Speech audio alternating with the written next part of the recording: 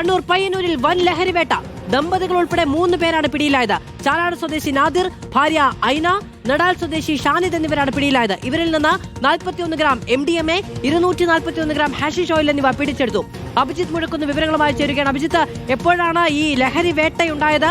3 പേരാണ് പിടിയിലായിരിക്കുന്നത്. കൂടുതൽ പേരിലേക്ക് അന്വേഷണമുണ്ടോ? എന്താണ് വിവരങ്ങൾ?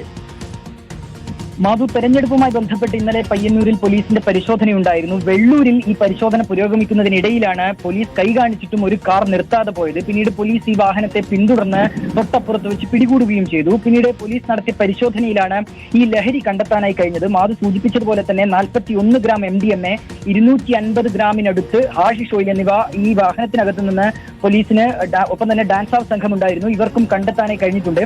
ചാലാട് സ്വദേശിയായ നാദിർ നൂറുദ്ദീൻ, ഭാര്യയായ ഐന, നടാൽ സ്വദേശിയായ ഷാനിദ് എന്നിവരാണ് ഈ കാറിൽ ഉണ്ടായിരുന്നത്. 3 പേർക്കെതിരെയുമാണ് ഇപ്പോൾ NDPS ആക്ട് പ്രകാരം കേസ് എടുക്കുകയും ചെയ്തിട്ടുള്ളത്.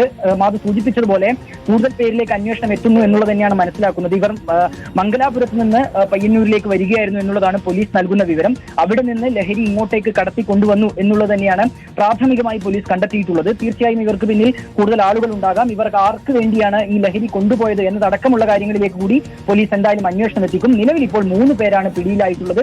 ദമ്പതികൾ ഉൾപ്പെടെ 3 പേർ. കൂടുതൽ പേരിലേക്ക് അന്വേഷണം എത്തും. പിടിയിലായ 3 പേരെയും ഇന്ന് കോടതിയിൽ ഹാജരാക്കുകയും ചെയ്യും. ശരി, അഭിജിത്ത് മുഴക്കുന്നാണ് വിവരങ്ങൾ നൽകിയത്. ലഹരി വേട്ടയുമായി ബന്ധപ്പെട്ട് 3 പേർ, ദമ്പതികളടക്കം 3 പേരാണ് ഇപ്പോൾ പോലീസിന്റെ കസ്റ്റഡിയിലുള്ളത്. ഇടവേള.